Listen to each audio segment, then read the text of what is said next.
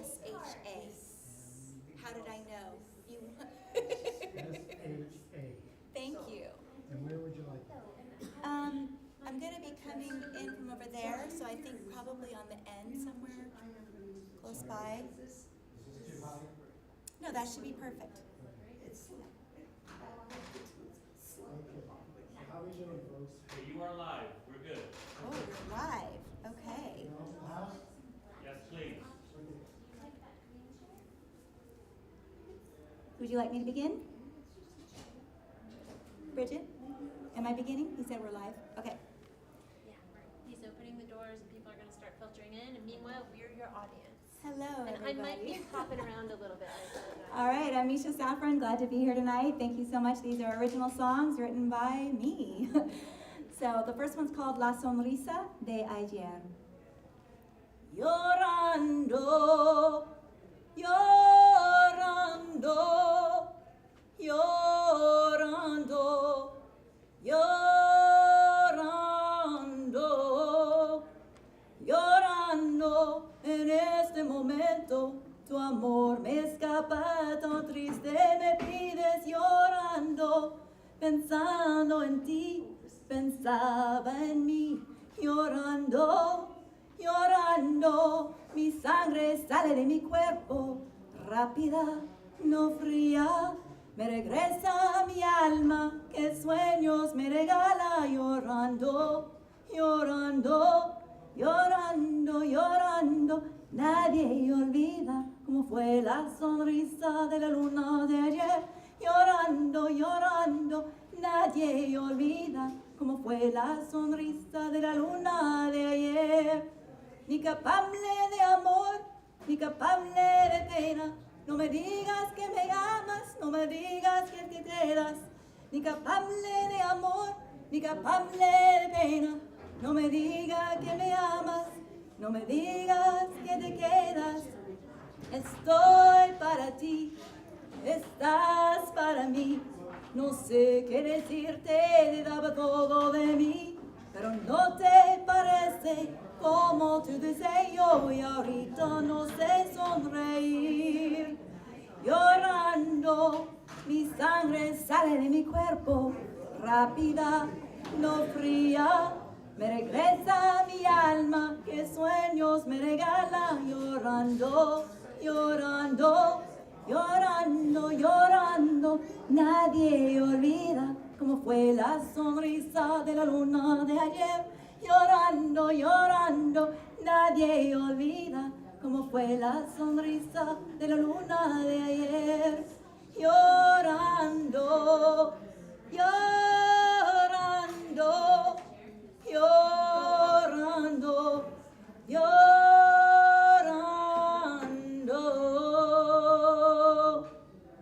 Thank you.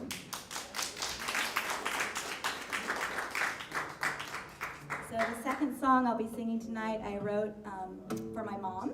She passed away in 2015, and I miss her. But this song is also my coming out song, so it's called Heart in the Sky.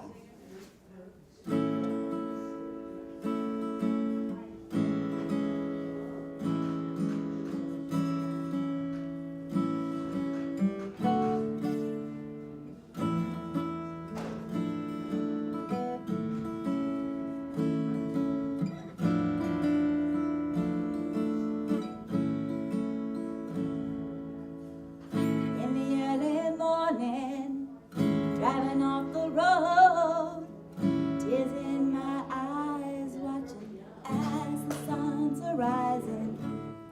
Good vision caught surprised, pulled off to the side. Good vision caught surprised, pulled off to the side. I see your heart in the sky. I feel love deep inside. I see your heart in the sky, and I wonder why do I hide? Yes, I wonder why do I hide? The clouds are lining up, though your smile's there.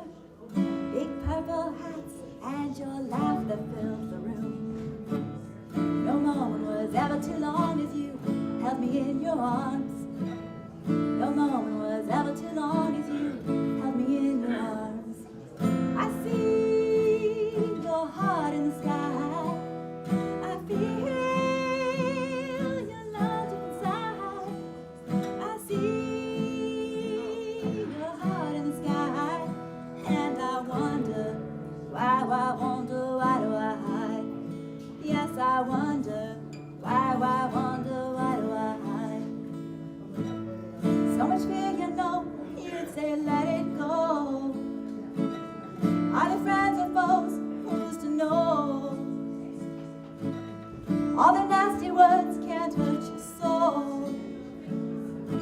I come out anyway, yeah.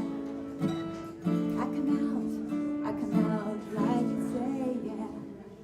Sweet reminders, darling, breathe is what you'd say. Nothing matters more than your feelings right here today. You're okay, you're just fine, you're good enough for me. You're okay, you're just fine, you're good enough, you see. I see your heart in the sky. I feel your love deep inside. I see your heart in the sky. I feel your love deep inside. And I wonder, why did I hide? Yes, I wonder, why did I hide? Oh, I wonder, why did I hide? Thank you.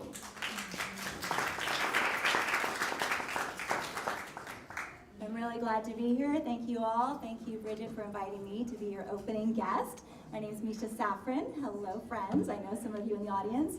And I consider myself a social justice singer, but I've also been labeled as Americana and folk and some other things. So the next song is called Are You Willing?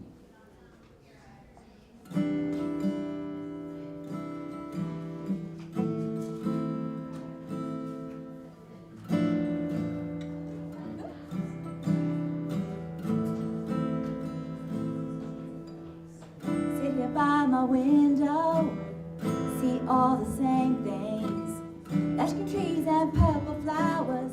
Then there's my fantasy, where we all will live and love in perfect harmony. Such a peaceful place which holds on, yes, to you and to me. Am I willing to change my life? Am I willing to say that's enough? Am I willing to help you thrive? Am I willing to speak up to save a life? Am I willing to? Sat here every morning, believing things would change. So much hate, I often wondered, how could it stay the same? Here was, I found the pain. Here it was, I found the pain. My chair where I remained. My voice was silent, ignorance maintained. Am I willing to change my life? Am I willing to say that's enough? Am I willing to help you thrive? Am I willing to speak up to save your life? Am I willing to? Then I felt it deep within, watching his death cry across the airwaves through the news, while the world was stuck inside. Nothing changes on its own, sacred lives ripped from home, by the color jeopardized, just a scene and crystallized. Are you willing to change your life? Are you willing to say that's enough? Are you willing to help others thrive? Are you willing to speak up to save their lives? Are you willing to? How do we not see that we contribute to those murdered where we must pay tribute? We cannot sit, must raise our voices, stop the hatred. We have those choices.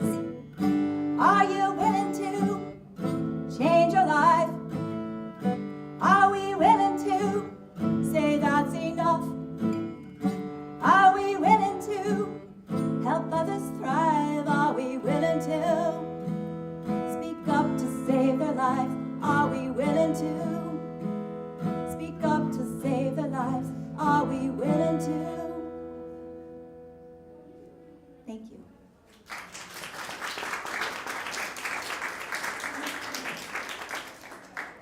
So the next song I'm going to sing, if you missed the first song, I am trilingual, so I did the first song in Spanish. It's a song that I wrote called La Sonrisa de Ayer.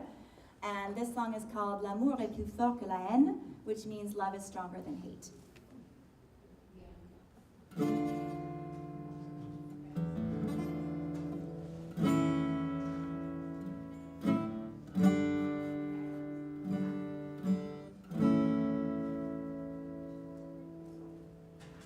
La vie m'enseigne ces jolies choses, appréciées tout de près, comme l'oiseau chantant en air, une feuille morte par terre, la boîte corrigeant les vieux qui joignent les amoureux, la silence qui me faisait peur quand je commençais tutueuse. Y a rien qui va m'empêcher de vivre comme il faut, ni regarder le lointain, ni accentuer mes défauts.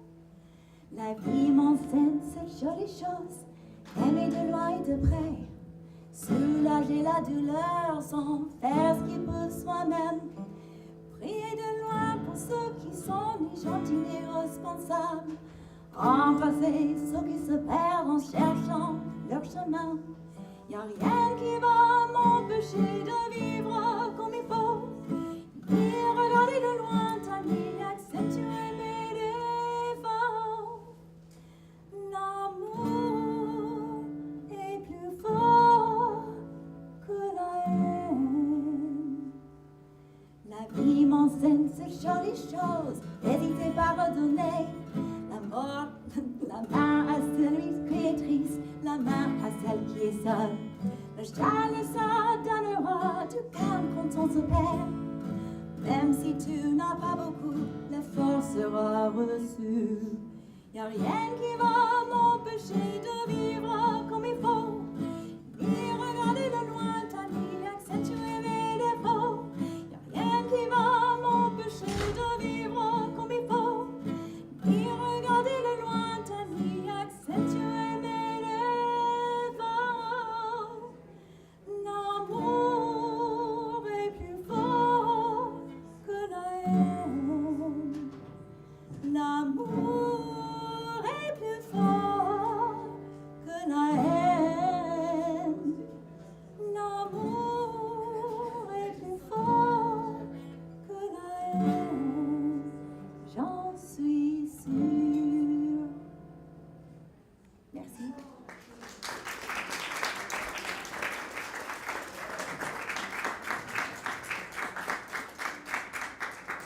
So again, a social justice singer. This song is called Before the Rage, and I'm just going to tell a little story about this. It's storytelling night.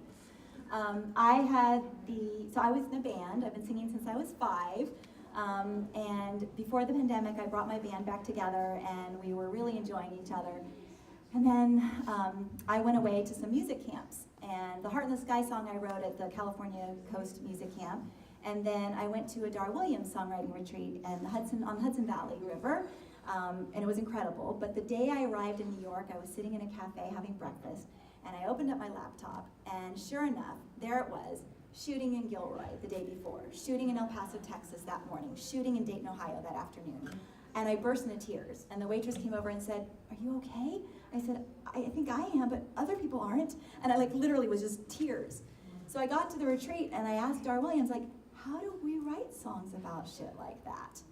I mean, how do we do that and give it justice? She was amazing. So, I did a little research about the different souls that we lost in those 3, there's so many shootings. I can't write a song about all of them. I'm not standing on a platform to say, no guns, yes guns, no guns. I'm not on a platform or a soapbox. What I'm here to say is, there's gotta be something we can do. And so this song is called Before the Rage.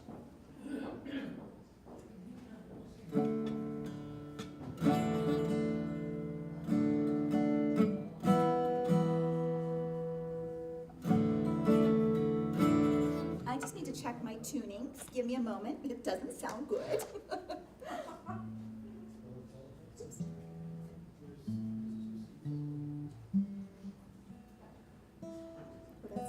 That's the one. Okay. So I have new hearing aids, and I'm hearing a lot of things. So I thought it would be a little quieter, but no. All right, here we go.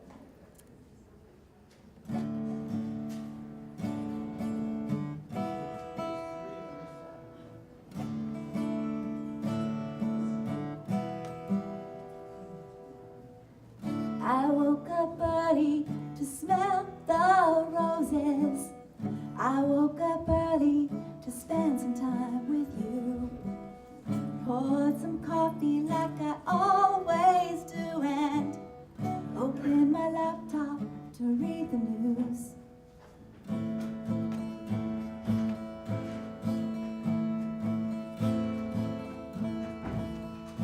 There were three, a smile only 6 years old, a teenage soul so beautiful, and a man in his prime.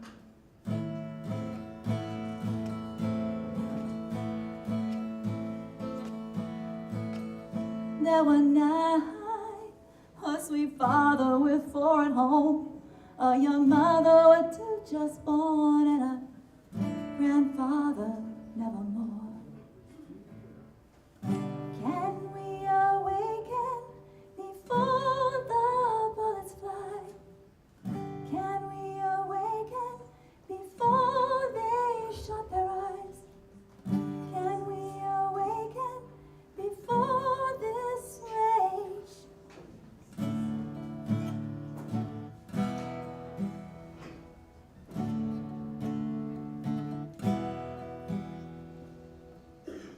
They woke up early to be out in the open. They woke up early and fun was in the air. Innocent people everywhere and spending time together with love to spare.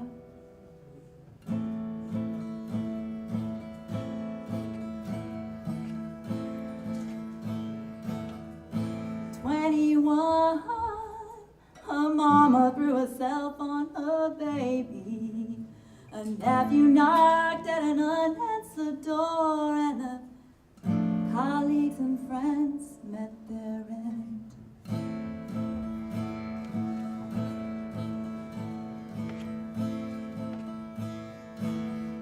There were 13, 17 more in a city nearby. There were 49 and 58. Just feels too late to try. Will we awaken before the bullets fly? Will we awaken before they shut their eyes? Will we awaken before this rage?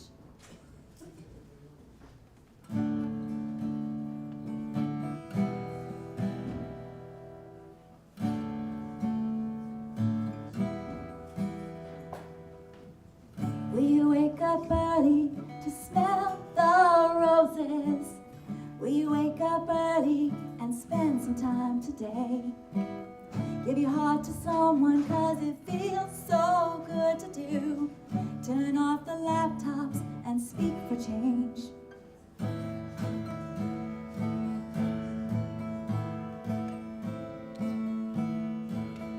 They're not just numbers, that's what it seems to be. To cross the ages from young to seasoned at every scene. Why can't we awaken before the bullets fly? Why can't we awaken before they shut their eyes? Why can't we awaken before this rage? Before this rage, before this rage takes another life. Thank you.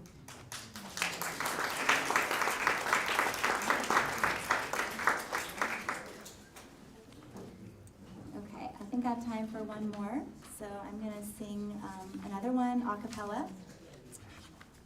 Because my partner says that's the best way to do this one, so I trust her.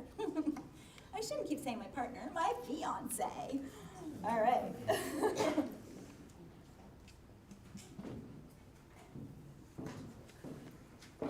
So this song came from, I was in a songwriting group that did prompts, and we were called Songwriting for Old People. Yes, I branched over that level.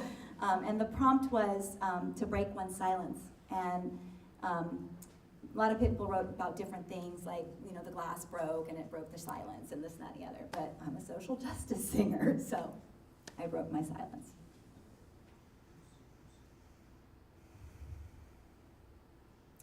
I broke my silence here today, yeah.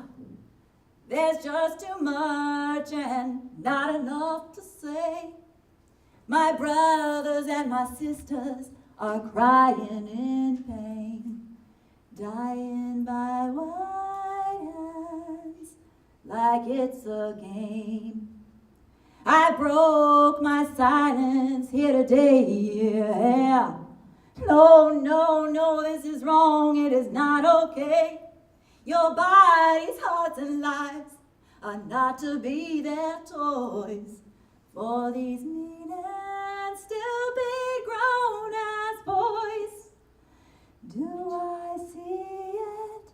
Not like you. Do I hear it? Not like you. Do I feel it? Not like you. I broke my silence here today, yeah. I stand up, I shout and chant, and then I cry. And while I'd like to think that's working, I just see white supremacists smirking. I broke my silence here today, yeah. I care, I want you to live, so I pray. Your child's blood makes me shudder. Your mama's wails are like no other. Do I hear it? Not like you. Do I see it? Not like you. Do I feel it? Not like you. I'm not a shero, no, don't claim to be, but I care about our community. What can I do? How does it end? More than my words I'd like to lend. Watching like a slow motion film, one senseless death after another, feeling so helpless, fearful too. Not like you, not like you. Worry for my children and worry for my friends. Not the way you do, not the way you do. Do I see it? Not like you. Do I hear it? Not like you. Do I feel it? Not like you.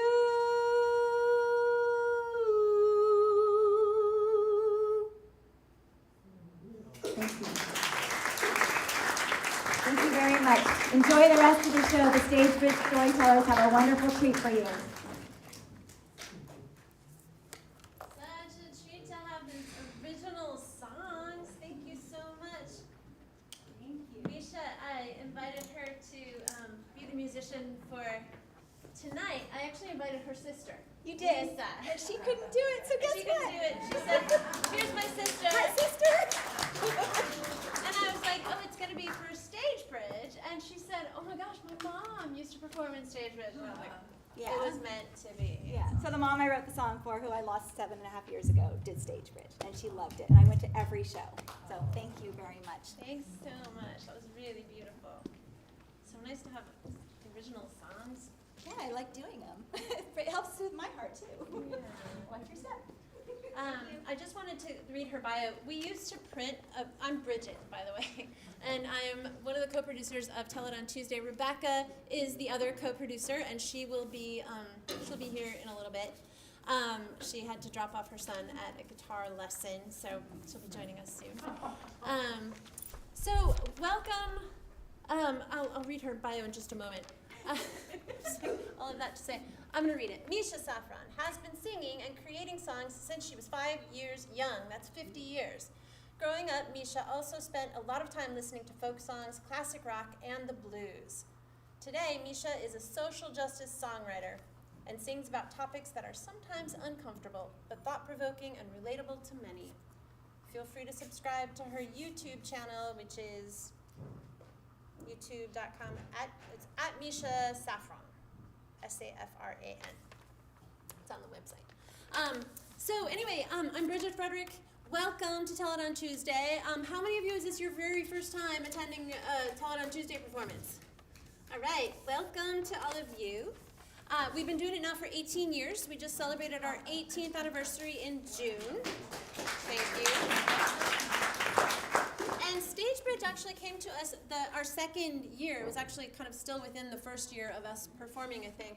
And we pretty much have had Stage Bridge representation here within the performances, and then like the Stage Bridge partnership performance like you're going to see tonight every year, except the last 2 years. We had a little bit of a break, just kind of things kind of being discombobulated with the pandemic and all of that. But we're back with Stage Bridge partnership. So I'm really excited to have that. I'm going to tell you a little bit more about Stage Bridge right before the intermission. For now, I just want to have a couple of housekeeping things. If you brought a cell phone with you, which most of us, do these days, right? Make sure it is on silent, and that if it vibrates, it's not up against your water bottle or the chair. The exits, probably that's the best one. This does say exit, so that's your only option. Go for it, right? But do take a look around. Having a plan is a good idea. And then what else? The phones, the exits. Anything else that I need to say?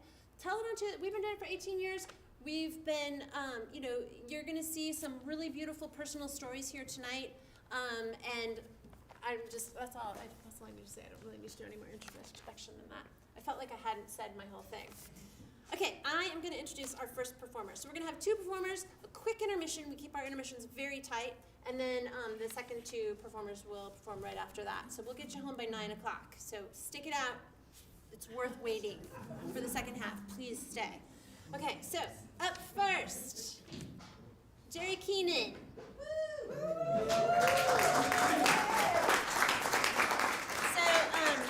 Jerry has been telling stories for many years as a writer and fine art photographer. 10 years ago, she decided to add spoken word telling to her lexicon of written word stories and the stories her photos evoke. She thinks stories may be in her DNA, as she grew up intrigued by her Irish father's gift of gab and her Polish mother's family tales of the old country. She credits Stage Bridge and its epic performance for giving her the tools to take her stories on stage. So her performance this evening, I have to actually do my little stage setup here, she's reminding me. She's gonna be nice and close. Her performance is called An Ark on Wheels. Let's welcome Jerry.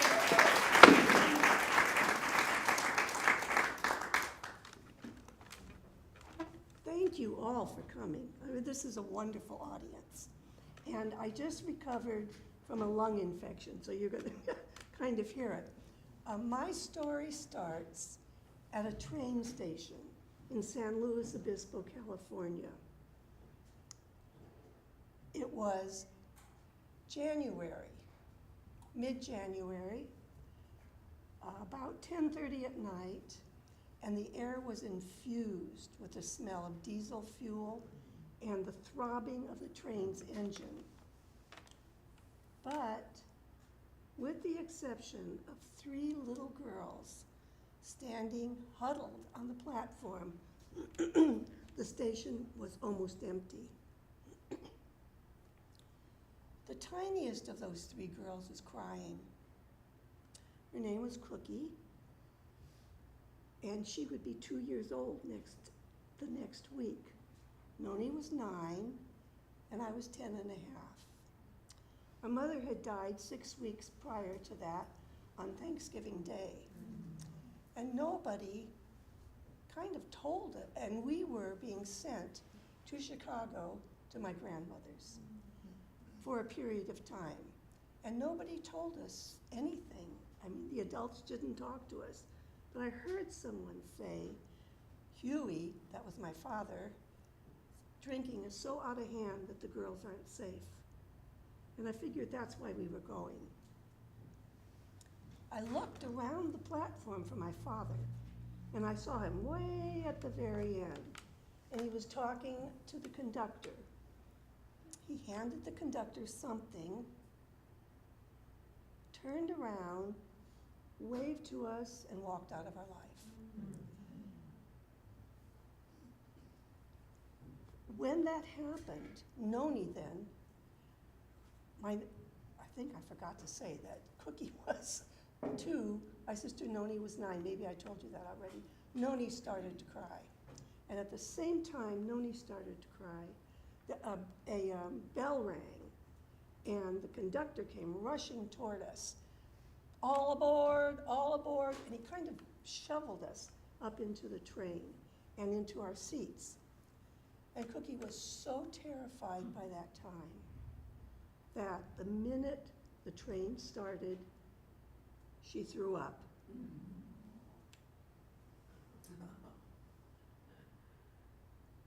And that was when I saw the first angel. And this angel was disguised as a short, plump, gray-haired woman in a blue dress and a faded brown sweater. Here, let me help you, she said. And she pulled the cord over that was on the top for the conductor. And the conductor came, and while she was talking to the conductor, Cookie was just beside herself, and she was sobbing. Mommy, where's my mommy? I want my mommy. And I couldn't help her because I wanted our mommy too. So a couple minutes later, the angel came over, and she took Cookie's hand, and she said, honey, let's go to the bathroom. We're going to get you cleaned up. And they walked away to the bathroom. Now by this time, it was pretty late, and my sister Noni was sleeping next to me, and I was sitting there trying very hard to stay awake. And what I did to stay awake was I started thinking about a book I was reading. And the book was Jules Verne's Journey to the Center of the Earth. And in this story, I can hear that some people know this story. In this story, the professor finds a map, and on the map shows how to get to the center of the Earth. And you do it by going to Italy and finding an extinct volcano called Stromboli, and then in Stromboli, there are all these vents, but you have to take the right pattern of vents. And I was just in my fantasy world, and I was just about to get in the first vent with the professor and Max as young assistant when I heard Cookie. And I looked up, and the angel was coming back with Cookie, only she looked like a different child. She was smiling from ear to ear. And she had on the angel's sweater, and it was so big that it was rolled up in big clumps on her arms, buttoned down the front, dragging on the ground, and with her curly brown hair and blue eyes and that brown sweater, she looked just like a happy little teddy bear. And they came over to us, and the angel looked down at her and said, would you like to sit with me? And Cookie didn't say a word. She just looked up and she just smiled. And so they went across the aisle to where they were sitting. And the next time I looked over, Cookie's dress, which had been washed, was laying on one of the chairs, one of the train seats, drying, and Cookie was curled up in her angel's lap, and they were both sound asleep. And I sat there, and I could feel that wonderful feeling that you get from old trains, where you can kind of feel going forward and sideways at the same time. I mean, it's just a great feeling. And I could hear the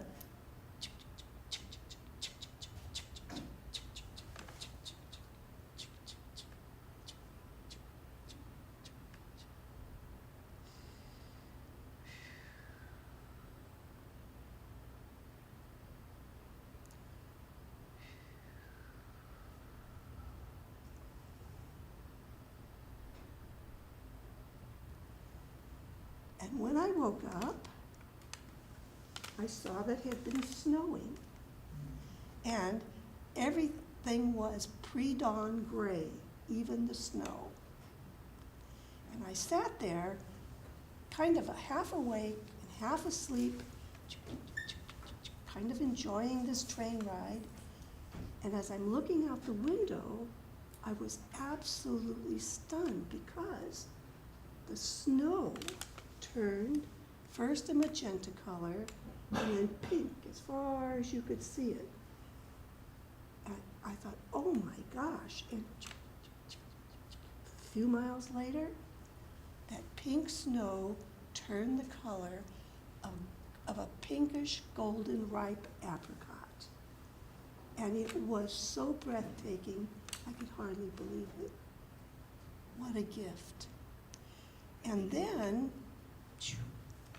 the sun came up over the horizon, and that beautiful crystal light started coming into the train, and people started waking up as the light infused the train. Cookie came running over, and she gave me a kiss, and she gave Noni a kiss, and she ran right back to her angel, where she stayed for the rest of the trip.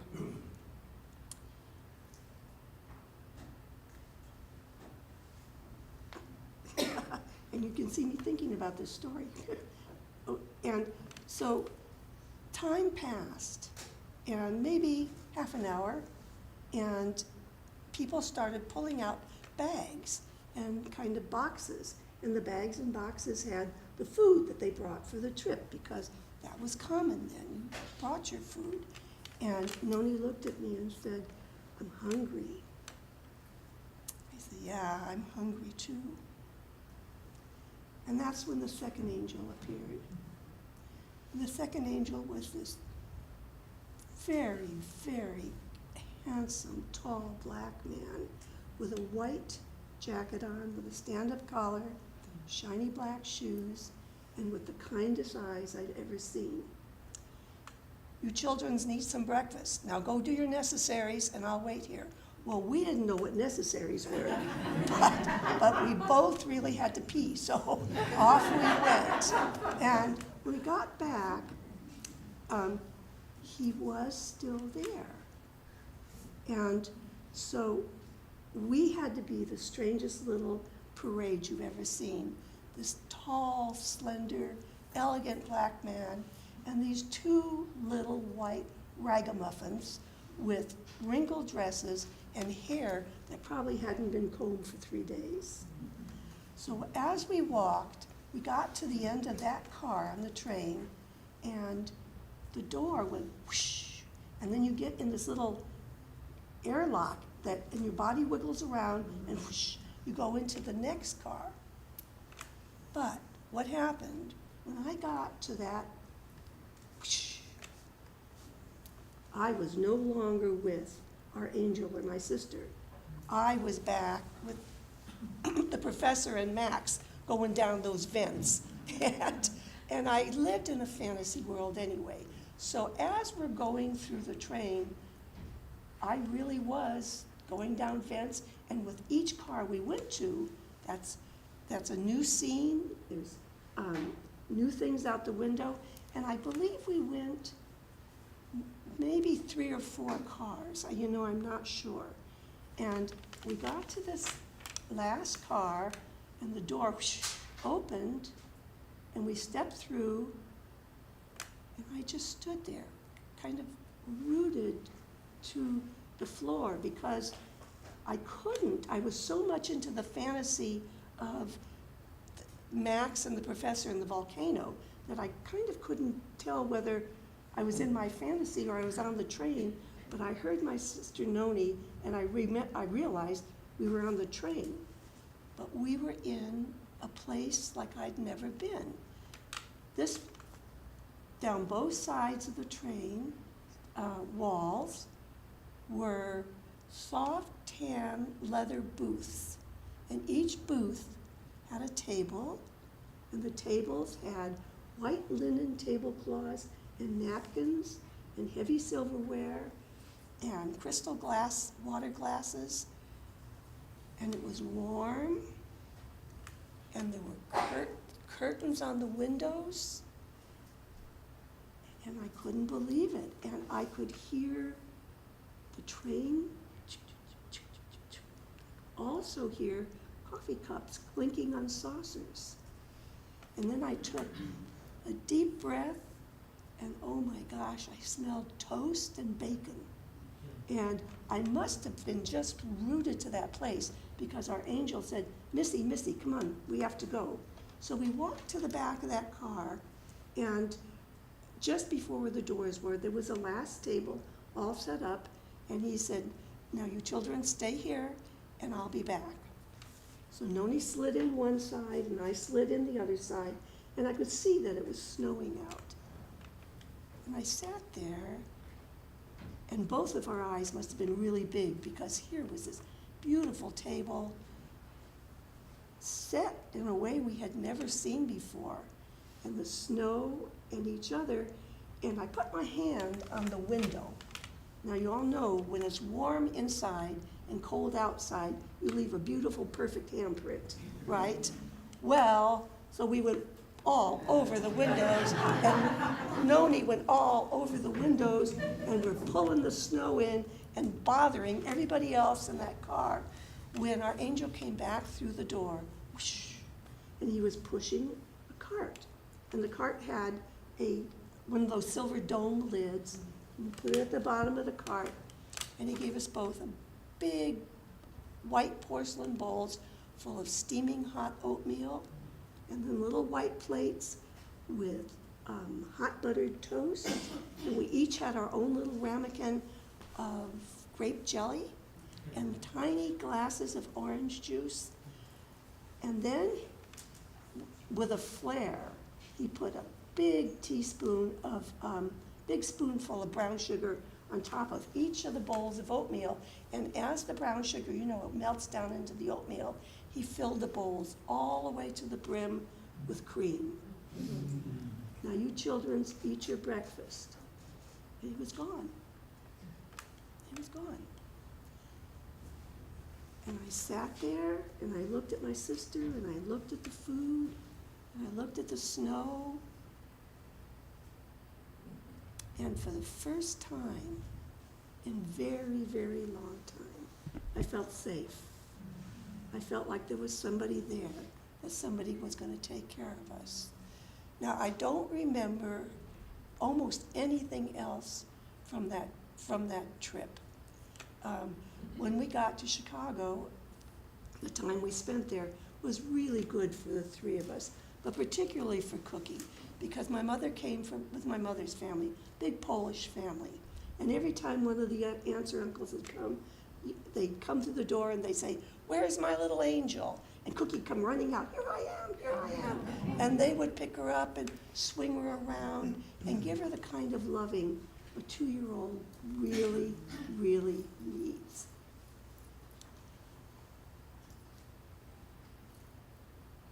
What happened was that we stayed for a while, which was really wonderful. And while I don't remember almost anything else from that trip, I did learn 2 things that I've kept with me all my life. And the first thing I learned was that it doesn't matter how bad the day is, if I started with a bowl of old-fashioned oatmeal, and I make it with apples and cinnamon, hot buttered toast, and a cup of good coffee, the day is better. And the second and more important thing I learned was that it was about angels and artists, and how artists have gotten it wrong for all of these years. Angels are not blonde, blue-eyed women with long, silky dresses and maybe a harp. They are a short, plump, gray-haired woman with a blue dress and faded brown sweater, or a beautiful, elegant, tall black man with a white jacket and the kindest eyes I have ever seen. And what I know is that angels are all around us. There might be a couple in this audience. And you will never, ever know. And the reason you won't know is they keep their wings very well hidden. Thank you. Okay.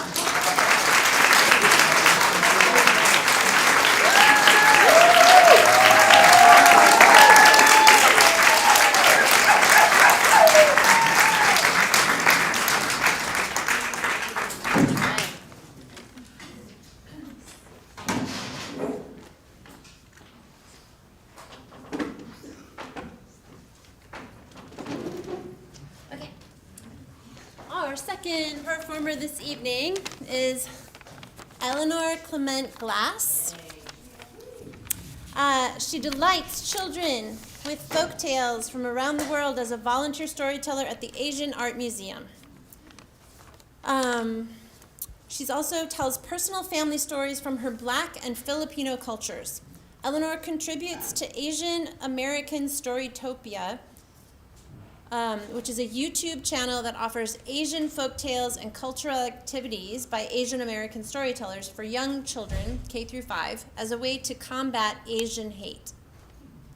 As a cultural ambassador with Ethnotech, she exchanged stories with storytellers in China and South Korea. And she's also a board member of StageBridge. Yay! Somebody's excited. Okay, Eleanor is performing a piece tonight entitled Not in Kansas Anymore.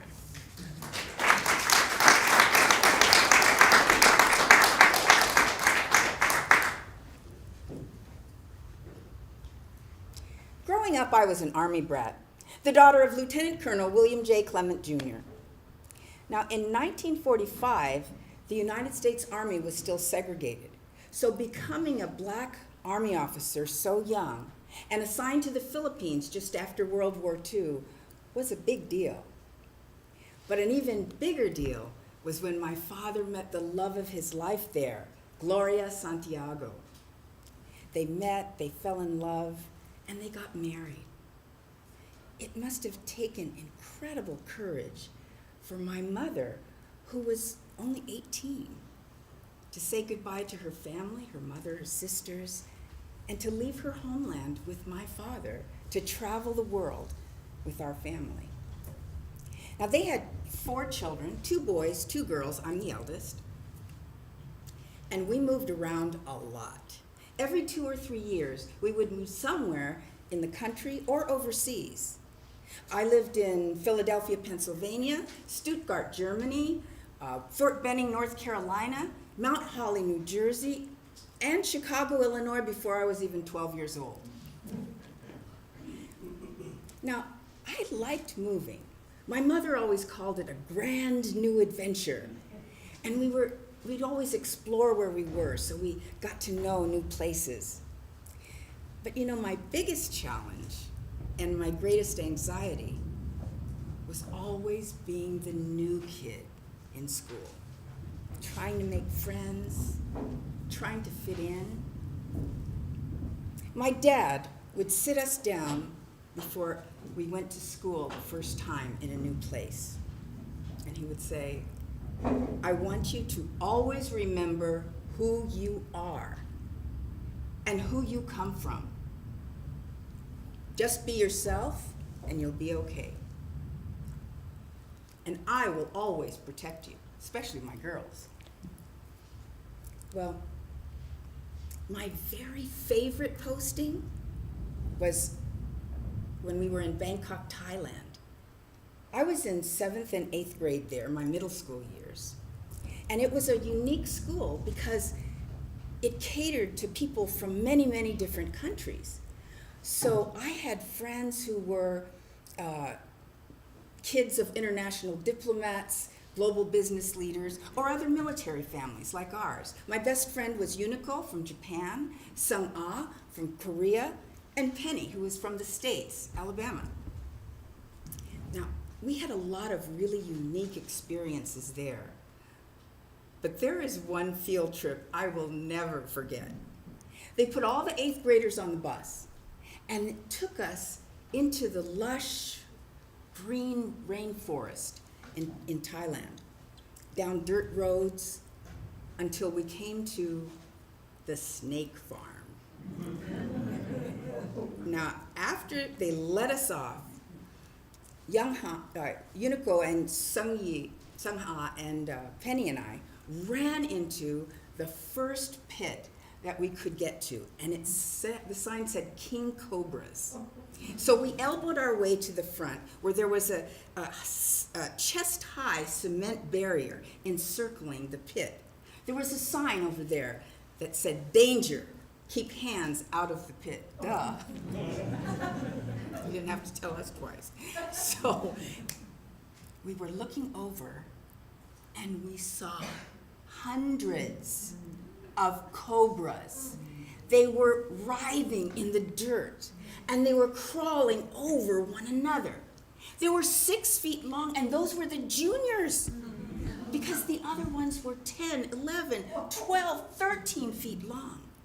And as we looked, 2 cobras started slithering their way right at us. They were coming so fast, I stepped back. And then the black and white striped one with the yellow underbelly, it raised up 3 feet of its 13-foot body.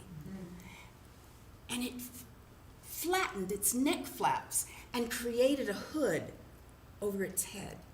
And then she turned her head until her side eye made eye contact with me and stared at me with naked hostility. And then I heard the brown one that had come. It puffed and it hissed and it reared up too with its cobra head. It opened its mouth so wide I could see the half-inch long fangs on both of them. They were so close I could see each and every scale pulsing and rippling. I thought, whoa, can snakes jump? Well, just then we heard banging, banging, banging on buckets. And we looked over, and snake handlers were entering the pit from various doors. They were covered in protective rubber. They had thigh-high boots, they had long rubber gloves, and each of them had a long spear-like rod with a metal prong at the end. They would take the prong and catch a snake under its neck. And when the snake would open its mouth in rage, they would take another stick and pierce a big chunk of meat in the bucket, stuff it in the cobra's mouth, and then manually pull it part way for the snake to digest later. That's how I felt. You know, I had never been face to face with dangerous snakes before. But that wasn't going to be the last time. Now, after 2 years, my father had received another set of orders. We were to go to Leavenworth, Kansas, the heartland of the country. And we had never lived there. Now, my mother called it a brand new adventure. And we were ready. Now, when we got there, I have to say, I still was very nervous, even after all those different schools. And my father sat us down again, And he said, remember who you are and who you come from. Just be yourself. It'll be okay. Remember, I'll always protect you, especially my girls. Well, there was no high school on the base, so I had to go to the high school in town. My mother walked me to school the first day and registered me for classes. As I walked down that hall, 14 years old, freshman in high school, between those metal gray lockers, all I could see were faces, a sea of faces, black and white, coming towards me. So different from ISB. Now, I almost bumped into a big group of white guys, big, bulky guys in athletic jackets. They actually were blocking my way. One of them looked me up and down. What are you? Vietnamese. Just when I was going to say, no, I'm black and Filipino, they brushed brusquely by me and knocked my book bag off my shoulder. Now that night, I told my dad, those stupid bullies, they asked me if I'm Vietnamese. Do I look Vietnamese to you? My dad said, honey, it's 1964. Maybe their only way of thinking about somebody who's black is from their own experience here. And every other person who is not black, they thought were Vietnamese. You're gonna be okay, but you call me if you ever feel unsafe. Well, in October, September, and even October, I sat by myself at lunch. I tried to smile at people, catch their eye, but they would either look away or look right through me like I was invisible. I was lonely, but also a little worried. I had never had that much trouble connecting with at least some people in a new school. And then two girls in my homeroom class and in two other classes, finally, in early November, they asked me to sit with them at lunch. It was Susie and Ann. Now, Susie was a pale white girl, very tall, with pixie blonde curls and penetrating blue eyes. And Ann was shorter than me, kind of stocky, with long brown hair and thick brown bangs. And we had lunch every day. Soon it was time for the Christmas dance. Oh, our first high school dance. We were so excited. My mother went out and bought me a beautiful red dress with matching red shoes, and she took me to the gym on the night. I looked for my friends Susie and Ann, and we found our seats halfway up the wooden bleachers. And we watched as a smattering of white couples danced in front of the band. But way in the back, there was a big circle of black girls and boys, and they were clapping, and they were laughing, and they were dancing.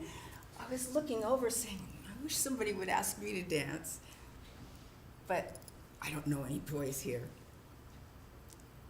And then I saw two boys leave the circle and come up wooden bleachers coming towards me. Those two black boys came closer and closer, and then the tall one nudged the short black kid right at me, and he said, oh, wanna dance? I was so excited. I said eagerly, yes, I would love to. And then just as I was standing up, they both said, oh. She said, yes. I know, I heard her. And then they started backing away, looking at me curiously. I didn't know what was happening. I felt a wave of embarrassment, rejection, and even some shame. Were they testing me? And then I saw them walk back to the circle. And a swarm of black boys came around them, and they started talking animatedly, and they would point up to me, and then the others would look up. didn't know what was going on. And then a miracle happened. Another black boy came up the bleachers, came over to me and said, "Hey, would you like to dance?" I was cautious this time. "Sure, okay." And he held out my hand so that I wouldn't trip going down the bleachers. He took me over to the circle, and we danced. And then another black boy asked me to dance too. And another, and then another. I was giddy with delight dancing. I was so excited to be able to dance. Well, when the band took a break, I looked up to see if my friends Susie and Ann were there, and I was going to find them when I saw them on the floor, coming straight at me, unsmiling. Susie grabbed my arm, said, "Come with me right now." Ann flanked my other side, and together they pulled me into a girls' bathroom that was far away from the main bathroom where nobody else was. And when we got inside, Susie whirled and she growled at me. "What are you doing? Why are you dancing with those niggers?"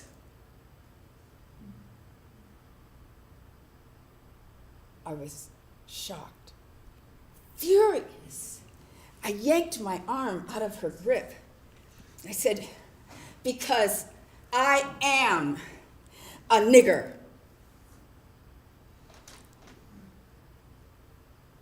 Her head flew back, her eyes opened, and her mouth opened wide. Was that fear? And then just as quickly, I saw it transform into white, hot anger. Her skin started turning a blotchy red, and it climbed up into the roots of her blonde pixie curls. Her eyes narrowed, her nostrils flared, her lips curled. And then she started to stare at me and lean in menacingly, staring at me with naked hostility. And then she shouted loudly, venomously, "No, you are not! No, you are not!" And then she looked at Ann for confirmation.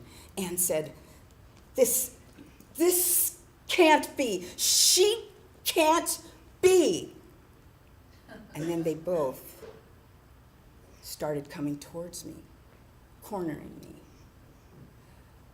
I was afraid of what they were going to do, but I was angry too, and I knew I had to act fast. I burst through them with all my might and opened the door, and I ran down the hall to a pay phone. And when I noticed that they weren't running after me, I leaned against the wall and took some big gulping breaths.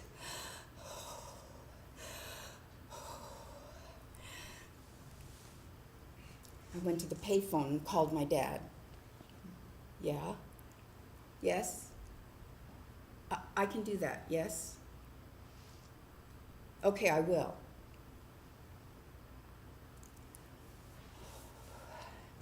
And then I went back to the gym and to that black circle, and I danced every single dance. And once, I caught a glimpse of my father as the gym door swung open, and I saw his beautiful black face looking at me in the window of the door.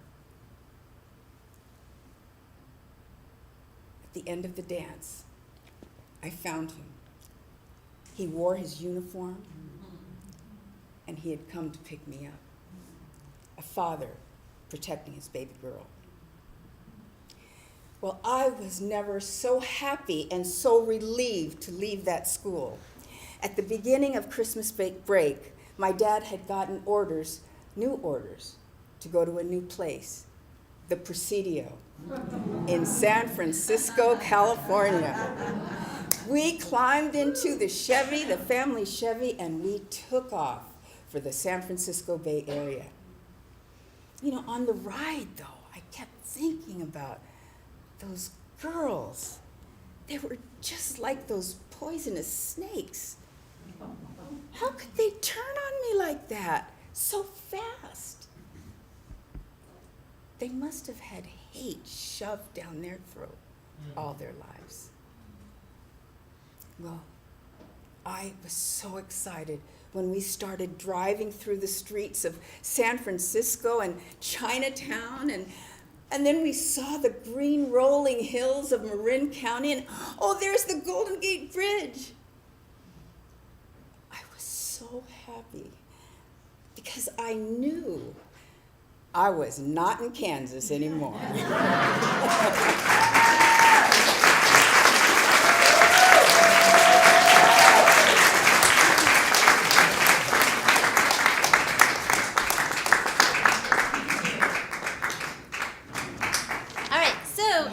We're gonna take a quick intermission, but before we do that, I'm gonna introduce some people to you, some StageBridge folks, so that if you have any questions about StageBridge, oh, and also, Barbara, are we gonna do, where's Barbara? Okay, so, one second. So I'm just gonna read a little bit about StageBridge, and then I'll introduce a couple of people to you. So, StageBridge was founded in 1978. It is the nation's oldest and most renowned arts education nonprofit for older adults.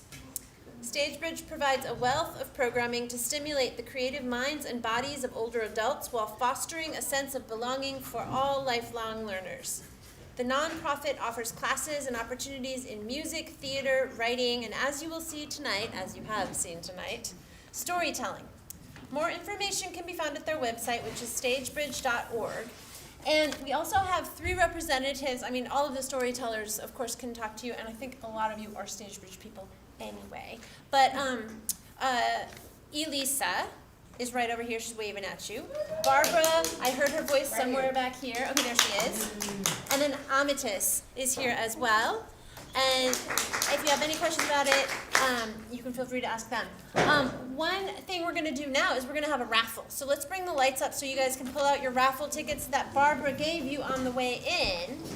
And then we'll see who's going to win. What are they going to win? Do you want to tell us about that while they pull out their tickets? They will win a class to StageBridge.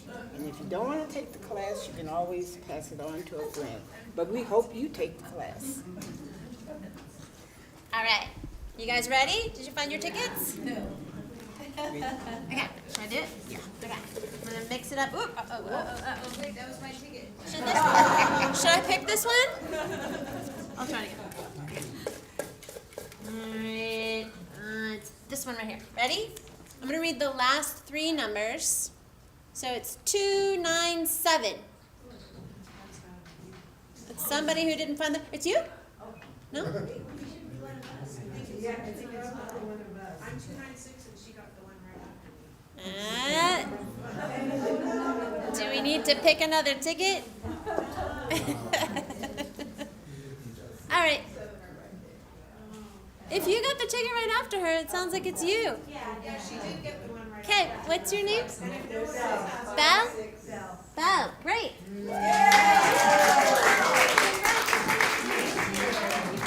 There's some really wonderful classes. They're listed on the website, and for the rest of you who, have to just sign up for it online without, have a look. There's some really amazing classes. I've seen, performances and all kinds of, I've seen a lot of storytellers come through StageBridge. That it's a really joyous community center, and most of you are StageBridge people. Go have some intermission time and be back here in 10 minutes. It's 7:59 right now.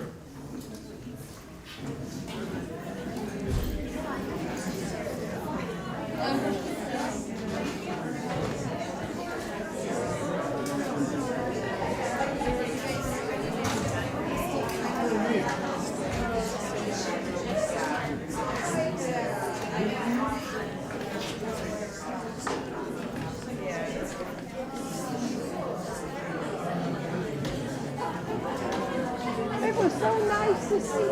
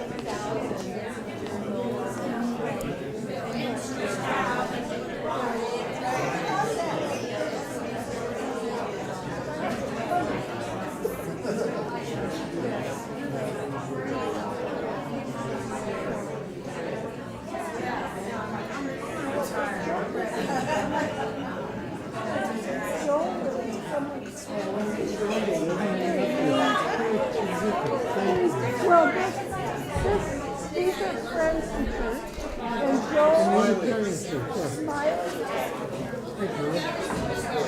Yeah, this is the one in Kensington, right? Yeah, and he is a master sailor. And I think 90% of what many of us learn is something good.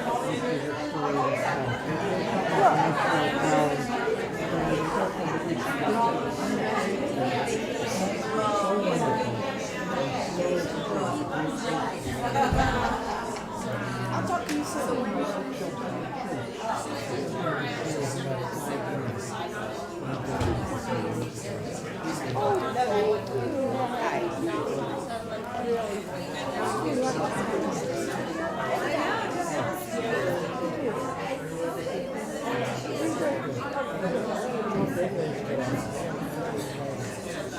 What did you say? Well, I don't know. They're getting younger and younger.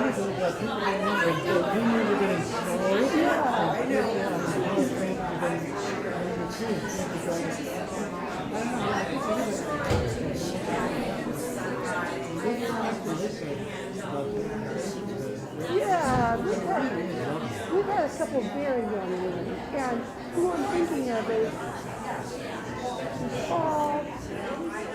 my daughter will remember because my daughter was in high school with her. Yeah.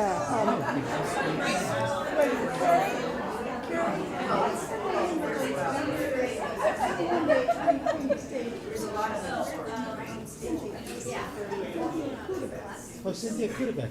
Yeah. What was she saying? Yeah, well, that means, you know, that's my daughter's age. I don't think it's gonna go out of there.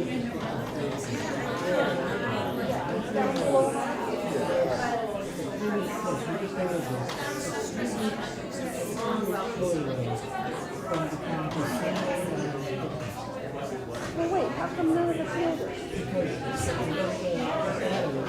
Oh,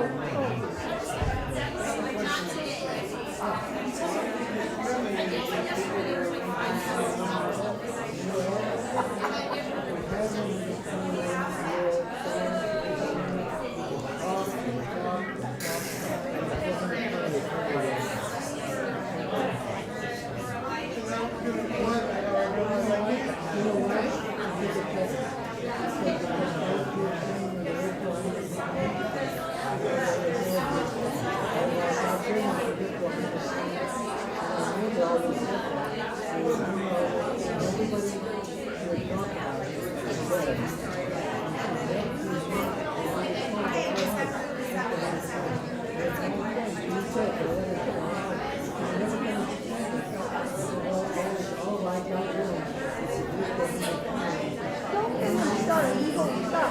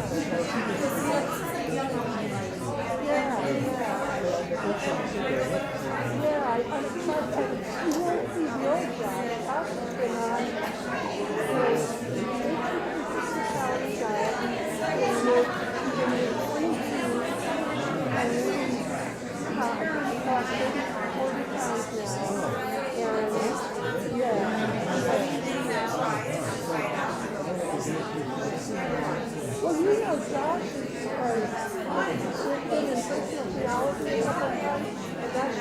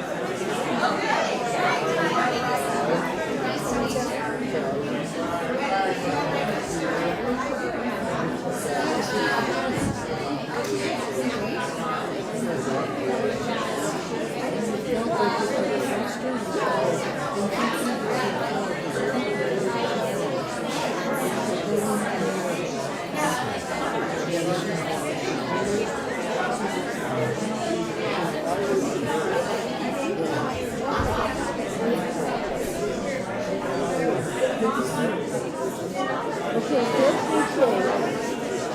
this weekend, Hey,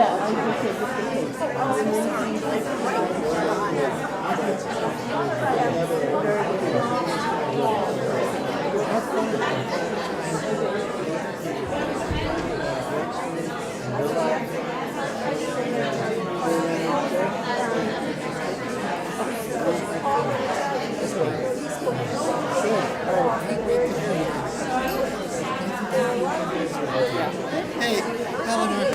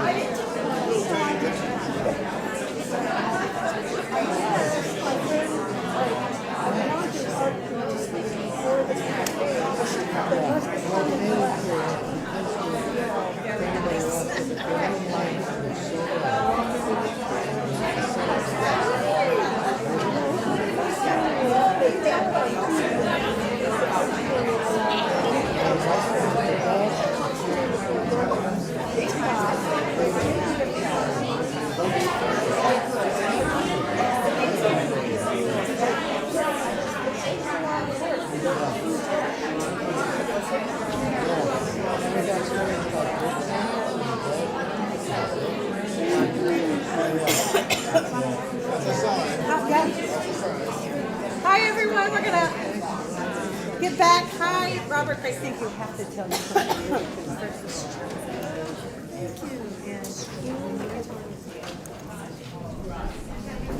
Hi, I'm Rebecca, and I run Tell It on Tuesday with Bridget, and I'm gonna be here for the second part of that night, and I'm excited. I got here just as the first person was going. I missed the music, but I'm glad to be here with you tonight.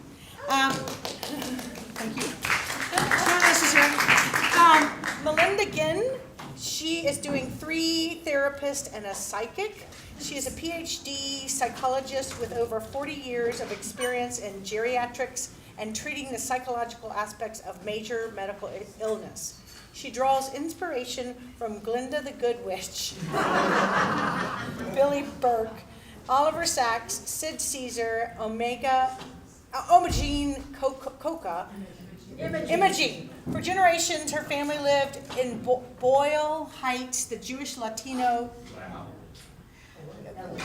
Wow. New information there. The Jewish Latino comunidad, is that right? Of East Los Angeles, where tacos were kosher and the shul was directly across the street from the Catholic Church. Very good writing here in her biography. She is a graduate of the Epic Storytelling Program at Stagebridge in Oakland and has been telling stories on Bay Area stages for many years. Let's give Melinda a warm welcome.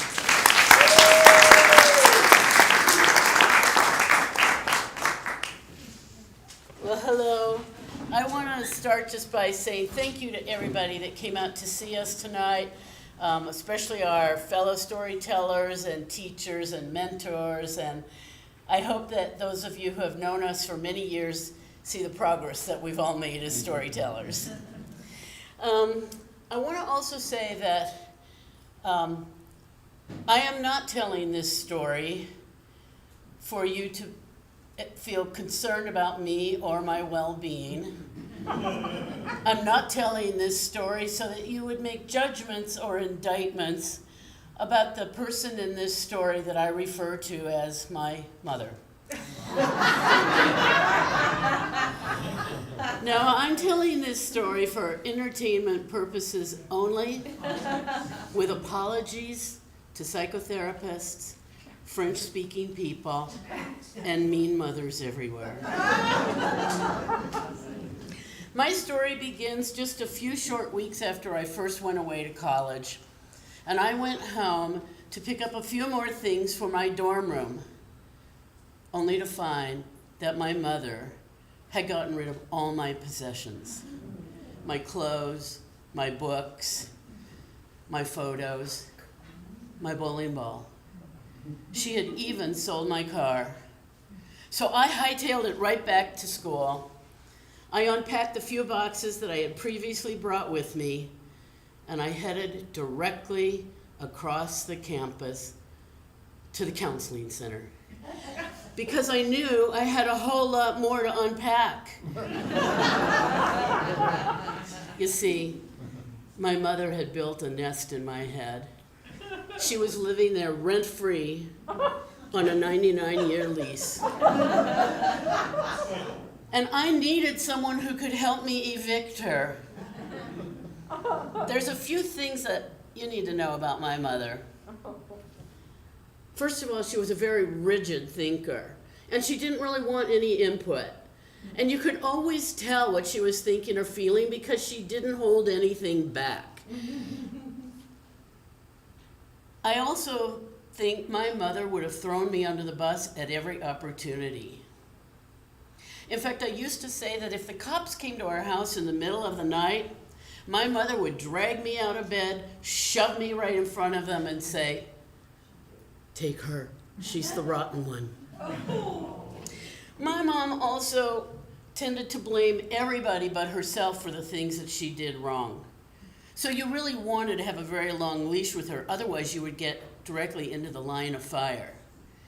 Now, I guess it's pretty clear that I had what you might call an acrimonious relationship with my mother, because she was a big, mean bully, and I was a mighty, mighty mouse, often standing up to her, and she didn't like that at all. You know, my mother wasn't a good mother. She wasn't even a good person. So it's really no wonder that once I started therapy in college, I stayed in therapy for the next few decades. But then I quit because I came to believe that nobody could really help me with all of the issues related to my mother and my family.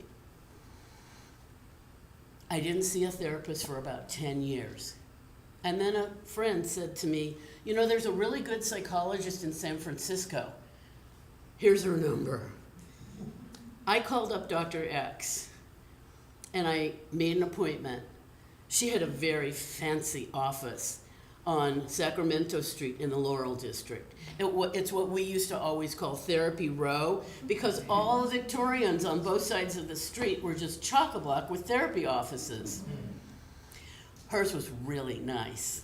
It had redwood paneling, Japanese screens, maple ladder-back chairs with red paisley needlepoint cushions, and a round oak clawfoot table that held a pitcher of water and tiny paper cups. Dr. X came out to get me in the waiting room. She was a handsome woman. Her dyed brown hair was swept up into a French twist. She had on the requisite makeup. She was wearing an ecru silk blouse, gray pencil skirt, and black flats. Her glasses were suspended around her neck by a sterling silver chain. She escorted me into her office, where she sat in the therapist chair, a white leather Scandinavian design recliner with a matching ottoman. I sat in the fabric love seat directly across from her. She pulled her glasses low onto her nose and looked over them to talk to me. "You say you came to talk about your family. Why don't you tell me a little bit about your mother?" I told her just enough about my mother so that she could have a pretty good picture of some of the problems that were associated with her. And by the end of the very first session, Dr. X was saying, "Stop thinking about her. Don't call her. Never, ever speak to her again." I thought, easier said than done.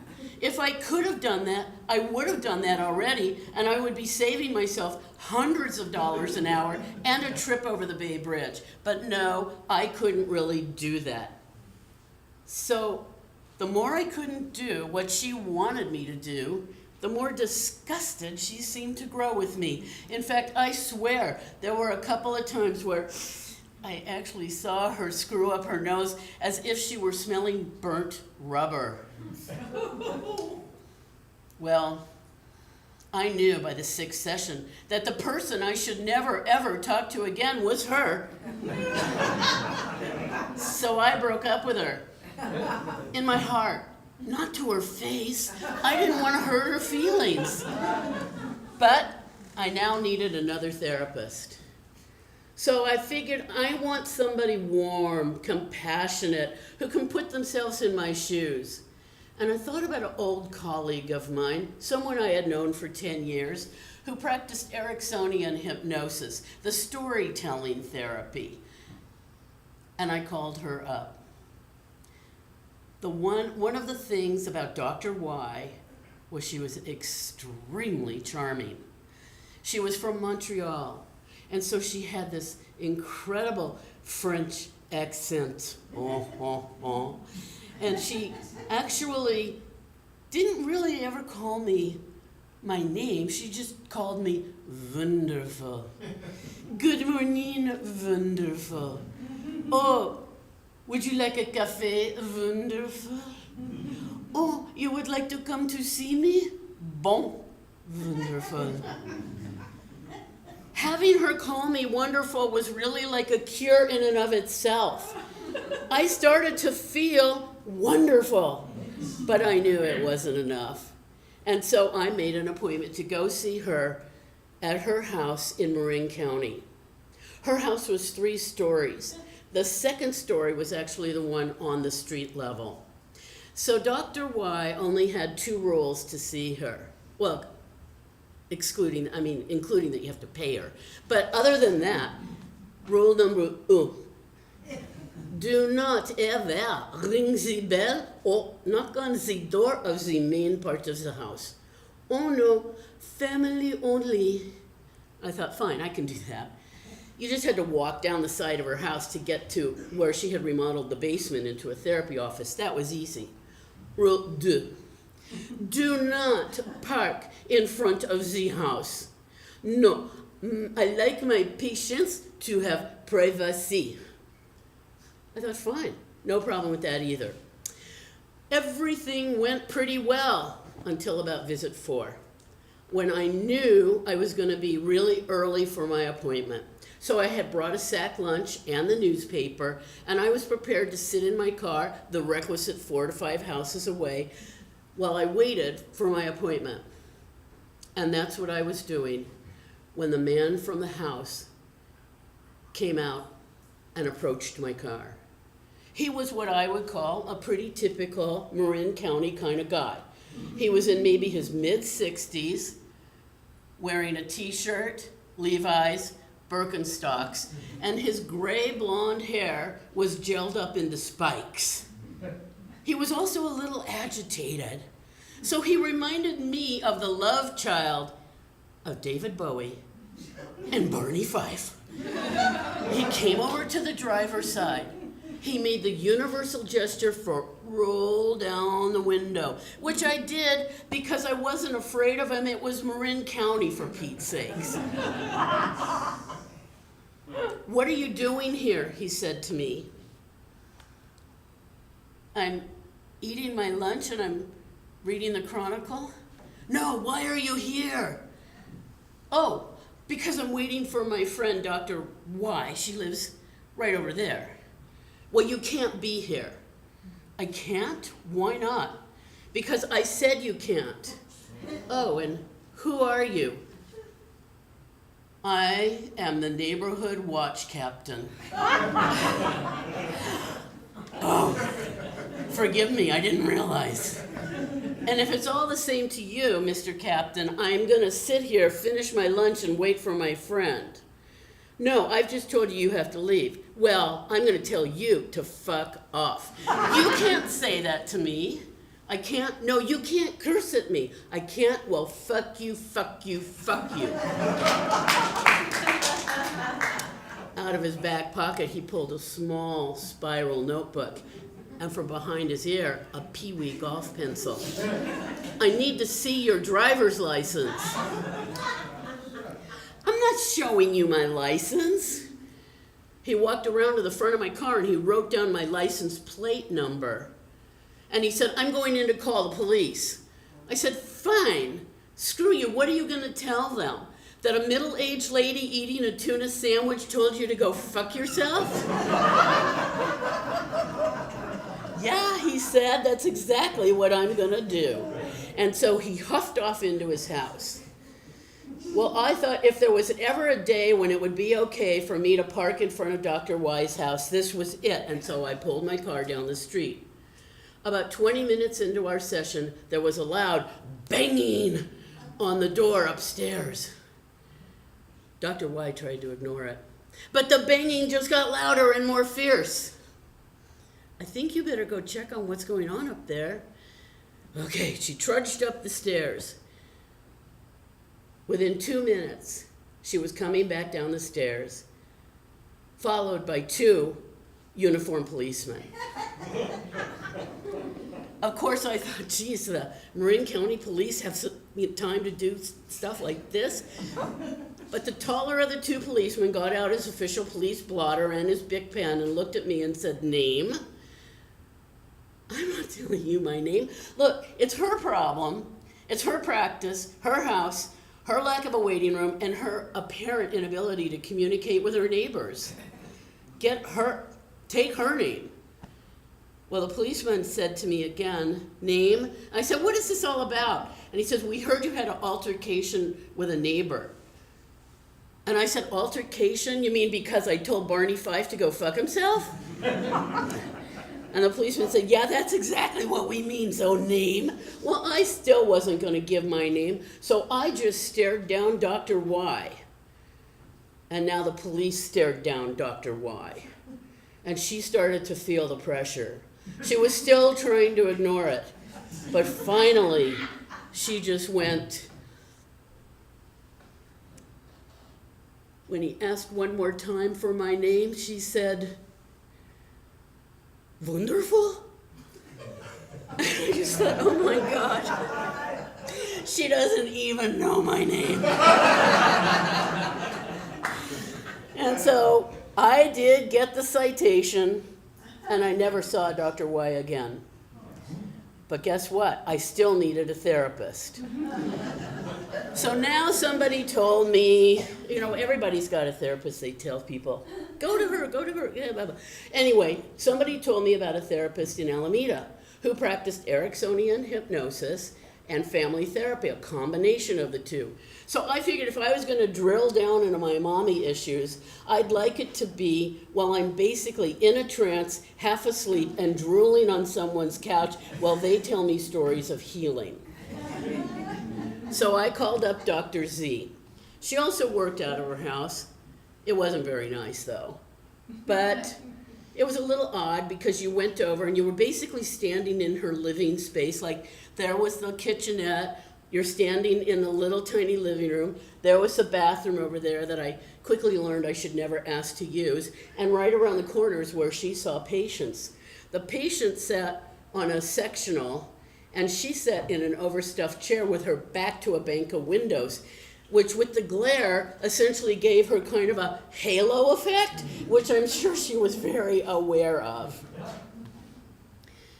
So Dr. Z was about my same age, in her 50s. She wore like peasant blouses and slacks and a sort of a wrap, and her curly hair framed these gold-rimmed glasses.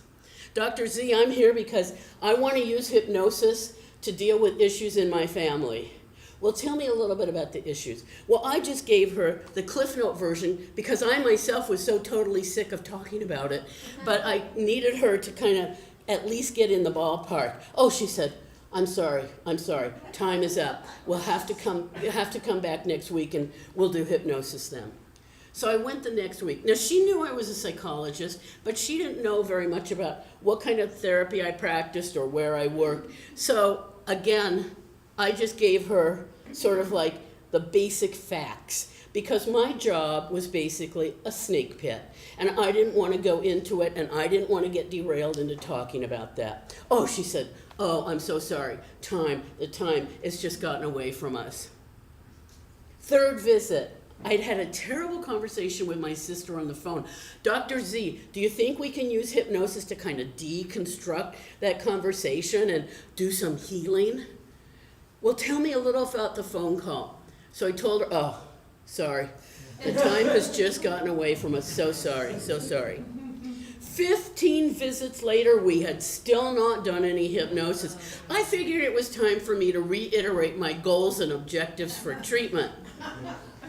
Well, she said, you know what the real problem is here? You know why we haven't done hypnosis? It's because you have too many problems. I just thought, oh my God, is she actually blaming me for her inability to conduct the therapy, to fulfill her agreements with me from starting 18 visits ago where we were going to do hypnosis? Is she actually incapable of taking any responsibility for her role in this? And by the way, she said, I think this will be our last visit.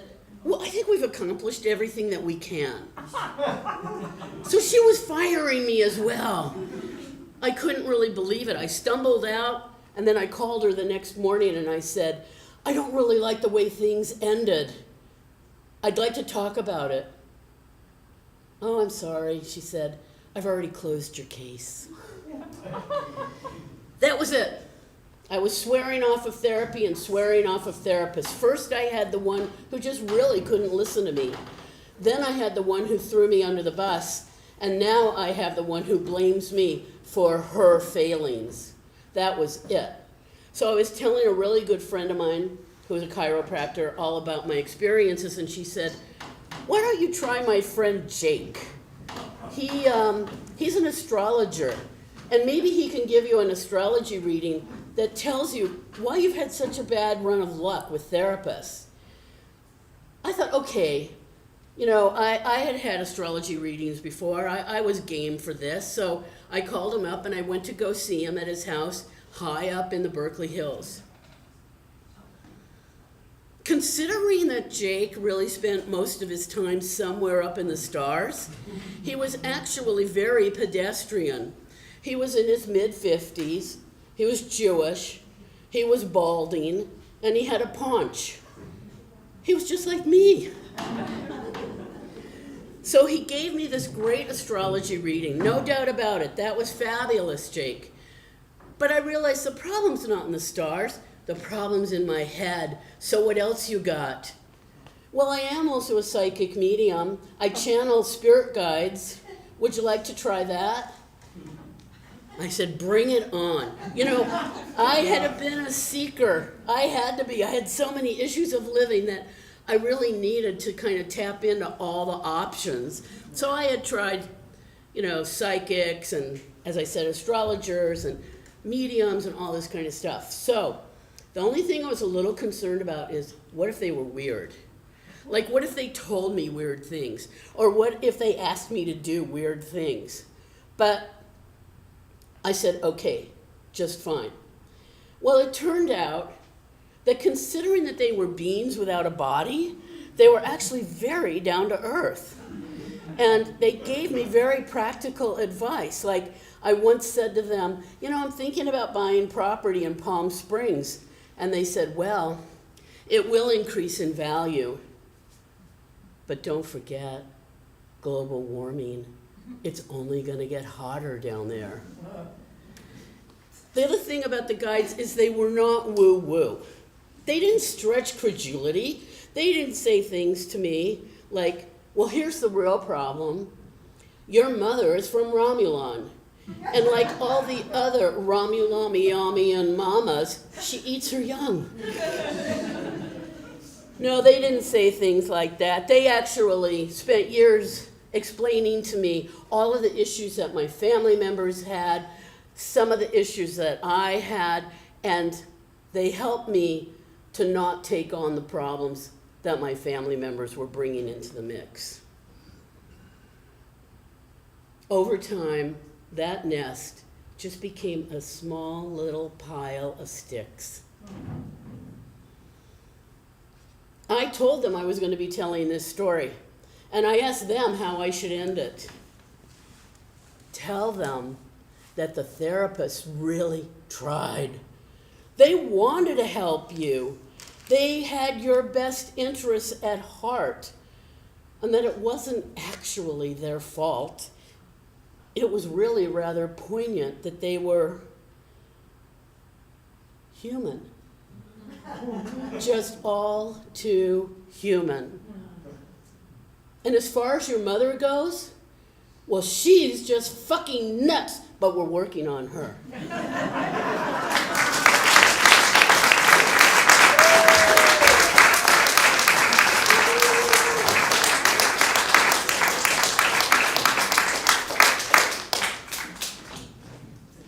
It's a lot of really enjoyable. Our last performer will be Magda Peck, Hearing Change. Magda has been known throughout her career for weaving powerful personal stories into leadership practices for the public's health and equity. About 10 years ago, she took a deeper dive into the art and science of storytelling for social change, first with Ex Fabula in Milwaukee, then with Story Center and Stage Bridge in Oakland. Her latest integrational collaboration, Square Root Stories, builds storytelling skills and strategies in communities across the country for healthier women, children, and families. She loves how a light cracks through when our hardest stories are honed and heard from the inside out. Well said. Let's welcome Magda, Hearing Change.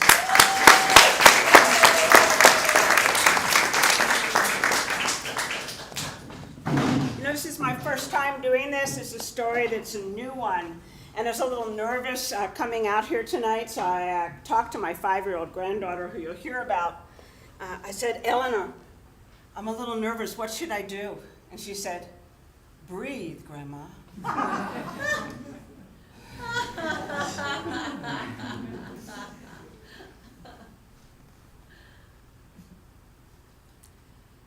Whenever I hear Beethoven, I think of my dad. He loved classical music. Grew up in Philadelphia, snuck in to see the Philadelphia Orchestra practice. I remember that one Sunday morning, I must have been in, 6th grade when it was still cool to hang with your dad. And he said to me, let's listen to my favorite Beethoven album. Went over. There was a collection. Remember, there was album collections, right? He went over, pulled out a sleeve, pulled out the LP, flipped it to the other side, set it down on the turntable, turned the volume all the way up, and then with surgical precision, he got ready to put it on the 4th movement of Beethoven's 9th Symphony. And in the crackling, that space between the recordings on LPs, he said, come, stand next to me, right here, come on, stand. And we stood side by side in front of the built-in bay window with the sofa and speaker, and then he handed me a yellow number 2 pencil, just like his.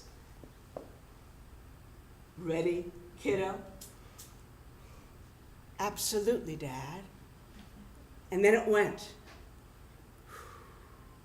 For 24 glorious minutes, to our own private orchestra with chorus, we conducted Beethoven's absolutely most fabulous choral symphony, Ode to Joy.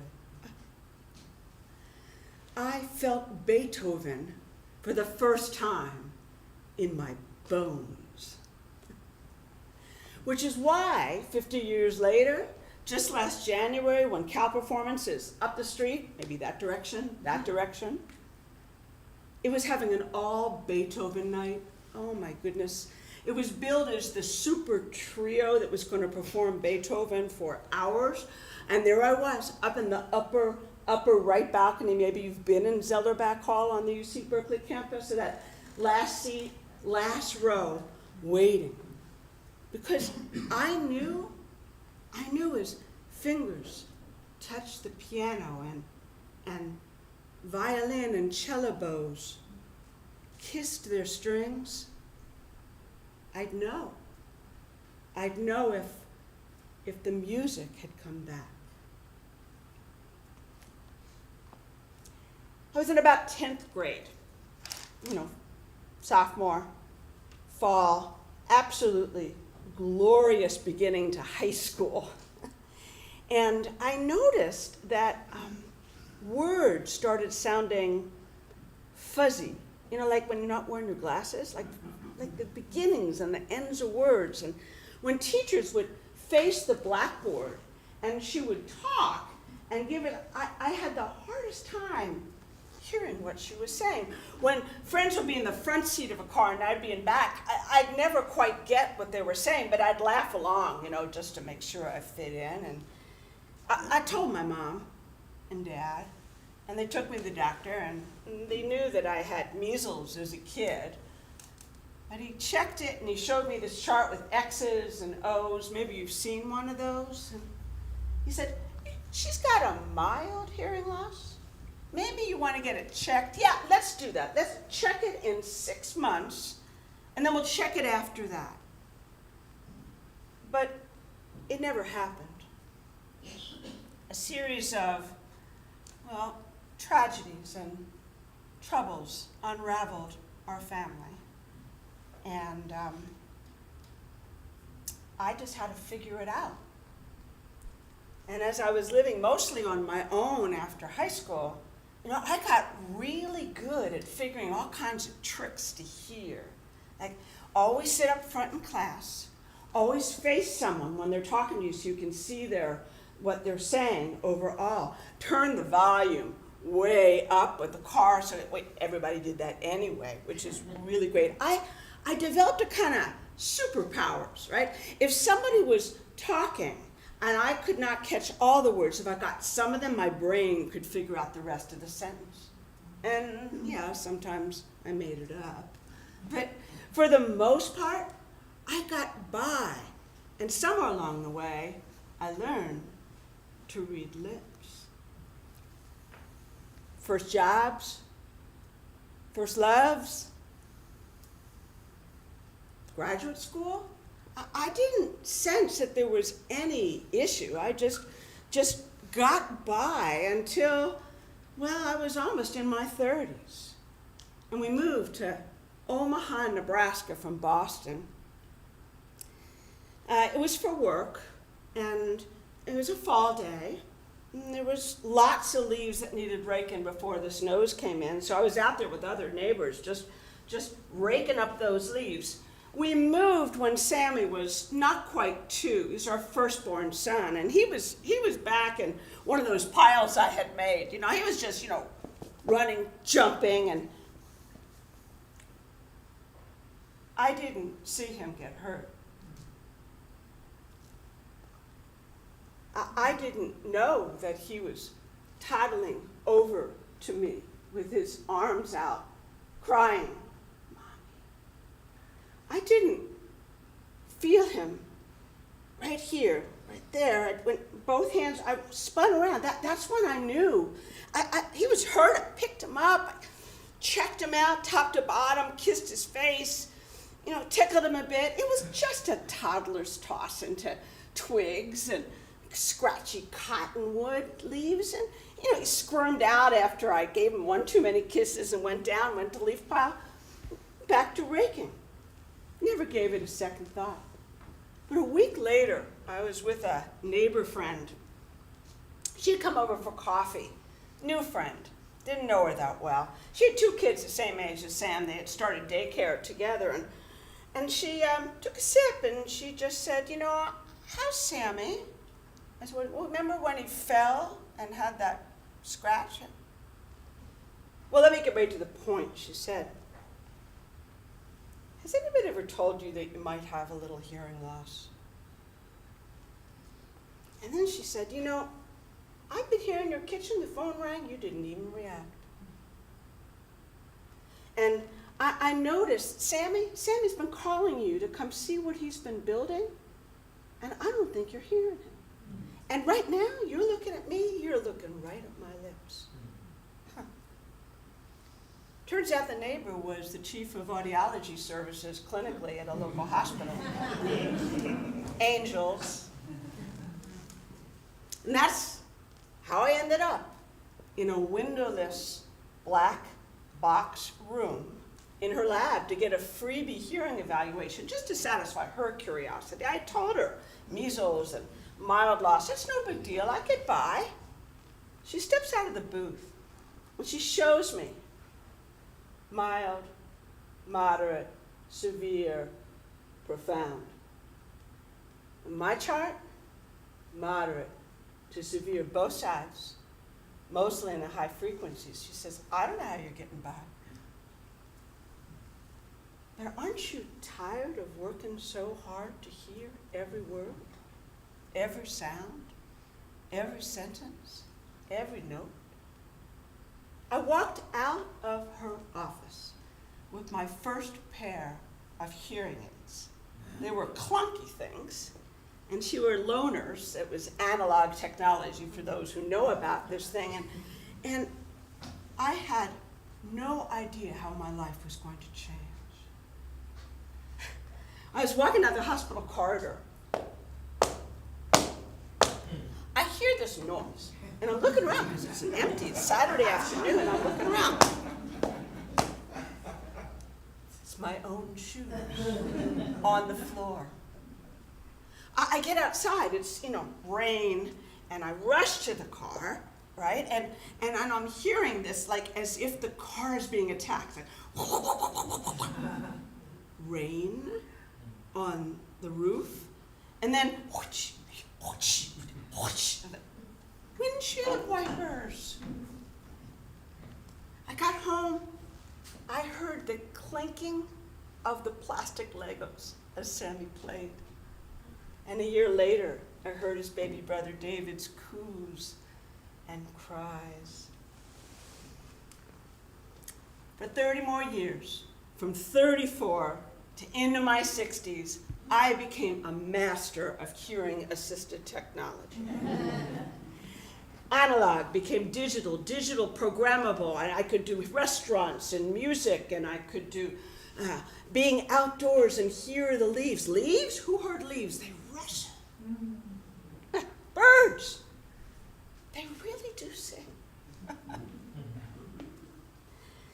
I was able to get closed captioning, make that happen. And then, I don't know about you, but Bluetooth technology, it's like having NPR and the voice of God inside your head. Some of you know what I mean. And I just kept figuring it out. All my superpowers still worked. I could read a room for clues and cues and read faces and read lips. It really was working for a really long time until it didn't. I stopped hearing doorbells, alarm clocks, those beep sounds in the kitchen, right? When something's wrong or burnt. Ambulances would honk at me because I didn't hear them coming and I didn't get out of the way at the time. And when they passed by, it didn't bother my ears, even when my hearing aids were on full volume. But it was the morning that Sam called. He was in his 30s. To tell me that Eleanor Margaret was born, my first grandchild, and I missed the call. And about a year or two later, when Eleanor got her words and I'd go to visit them still in Omaha, I'd climb into the guest bed and she'd come in after me, we'd go under the covers. She loved to tell me her secrets. I had to pretend that I knew what she said. And then COVID, pandemic, kryptonite for those of us who need to read lips. Masks go on. You can't read faces, you can't read lips. and everybody stays far apart. Hearing started to decline, so I went for an ENT consult. And then she said 2 words I thought I would never hear in my life. Cochlear implant. I was like, yeah, right. What? I'm not deaf. And I had had mixed reviews. You all saw movies and heard mixed stories, and I was like, that's not that bad. But I was curious. And so she sent me across to UCSF, and they have a Cochlear Implant Institute. And there I was, back in the booth, windowless, soundproof, speaker. Say the word baseball. Mm-hmm. Say the word railroad. Railroad. I willed myself to hear. And it was so hard. None of the superpowers worked. Not even when I had a few words could I figure it out. And I stepped out of the booth. She said, yes, of course, on this side, you're eligible. Mild, moderate, severe, profound. You're profound. On the right side, it's gone. And on this side, about 30% left. But if you work really hard, you can boost your comprehension more than many people I've seen, up to almost 60%. But do you want to work that hard? I wonder what you could do if you weren't working every moment, every day, to understand every word. She explained to me what a CI would be, about surgery, and then it's something called activation, and then programming, and then hearing therapy. It would take about 6 to 12 months to get it to work. Insurance would pay. And I walked out thinking, maybe. It took a while to get to yes. But in June of 2022, almost a year and a half ago, early in the morning, crossed the bridge, showed up, had outpatient surgery with one of the best, had a great recovery, friends, family, some of them are here tonight. I say thank you to you. And then I was waiting for it to heal, because they have to insert an entire electrical system with apparatus and components inside your head. A couple weeks later, I'm back in her office. And now we'll know. Because the last thing that she said to me in her office was, it doesn't always work. It can fail, and we won't know till we turn it on. I took a friend with me who's a speech therapist, just to have a buddy. You know, everything was so quiet because I couldn't hear anything. I was functionally deaf during the time of healing, and she had like sticky notes that she would write me little notes so I could know what's going on, and so did the audiologist. And they did some testing, and then she put all the components together, and the coolest part, besides the bulky piece over the ear, and is this absolute cool magnet. It's about the size of a quarter. And the way the system works is like how setting up stereo systems we did like 20, 30 years ago. When the surgeon did his work, he left the same size magnet and tucked it between my skull and my scalp. And I knew that after she assembled and the stuff inside was turned on, when those two magnets kissed, it would form like an auditory express bypass for the sound to go straight to the nerve and straight into my brain if it worked. She handed me a little yellow sticky note, the audiologist, and it said, "Ready?" And I said, "Absolutely." And then I heard her. I heard her voice. Her voice was awful. It was just like they had worn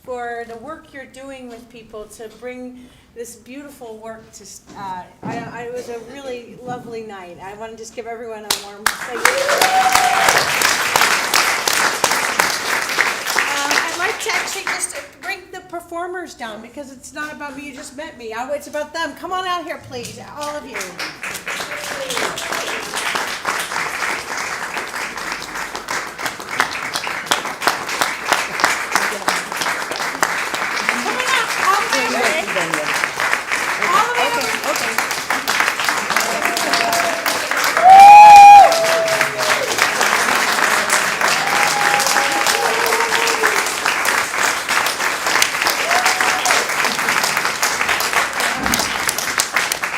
At my school, we do it, and somebody said, we go.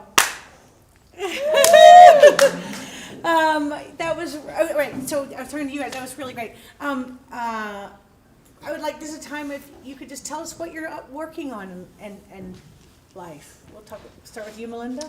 Okay. Well, besides being a storyteller, I'm an author. And I have a story coming out in an anthology I want to mention. My story is called Signs and Symptoms. It's basically about my career, one of the patients I first treated and one of the patients I treated toward the end. It's going to be coming out in a publication early next year, a book called The Perfect Doctor. And this is 37 doctors contributing to an anthology reflecting on how they got into their careers, what their careers have been like, what comments they have about the medical profession, and it's going to be a fascinating behind-the-scenes sort of story about how doctors function and who they basically are. Yay. And I've gone from doing black and white fine art photography to going back into the kind of art I did long. I need to stand away from these lights. Oh, we can turn. Turn off the house lights. House lights. Sorry. Oh yeah. No, it's right here. Yeah. Thank you, Blake. Oh, there are people out there. Oh my God, where'd they come from? The kind of art I did a long time ago, as well as a book I've been writing for, I hate to tell you how many years, and it's called Ants in Her Pants. And, you know, I'm on chapter 21, and it may be about 23 chapters. But keep your fingers crossed for me. Most of my storytelling is at the Asian Art Museum, so I do things sometimes on first Sundays with families, but mostly field trips with kids coming into the museum. I'm also going to be teaching a class at Stagebridge to talk to people about the pandemic and the stories that they have about the pandemic as it changed all of our lives. If you're interested in that, it'll probably be sometime in the next year. Excellent. Well, besides surprising Eleanor for Halloween and showing up as her fairy godmother to her Cinderella op, so importing Grandma to Omaha on the weekend, through the work we do is to try to get folks who are doing public health to be able to tell better stories. We'd have fewer lives lost if people knew how to tell the story of public health better. Yeah. And the data never speak for themselves. So the work we're doing nationally that I'm part of, Collective, is to help leaders and community members tell stories about mothers and babies, and particularly how to keep moms from dying in pregnancy and babies to take a full breath and blow out their first birthday candles. So teaching storytelling across the country as part of public health leadership and practice. I've never told here before. This is the second time I've ever told in public as this kind of storyteller. So I want to thank you for letting me be the newbie on stage. I want to thank my colleagues for being my inspiration and teaching me. To my other coaches that are here, to Joel and others, thank you. And the bottom line is tell stories to live.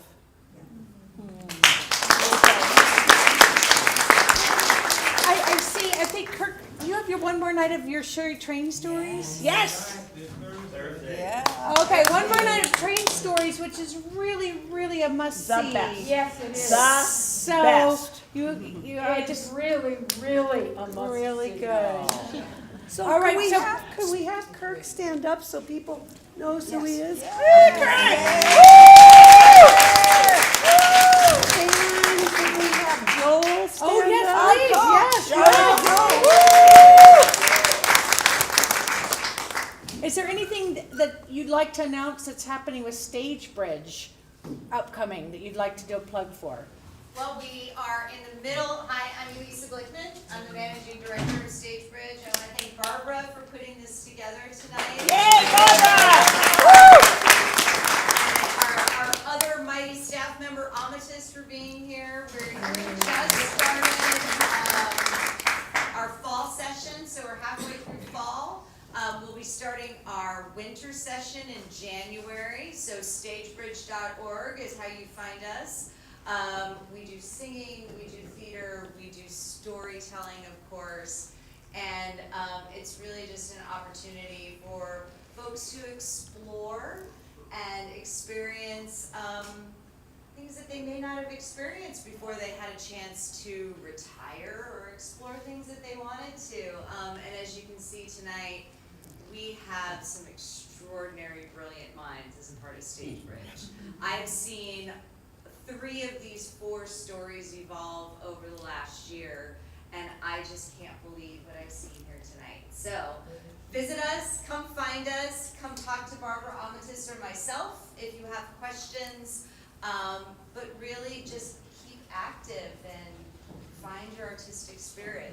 These 4 have, and look how extraordinary the evening became. Miss Barbara. Lunchtime storytelling tomorrow. And lunchtime storytelling tomorrow. So if you go to our website, which as I said is stagebridge.org, we offer free lunchtime storytelling both at the church, First Congregational Church in Oakland, as well as Medical Hill. And we do those on alternating Wednesdays. So please come join us. Thank you, everyone.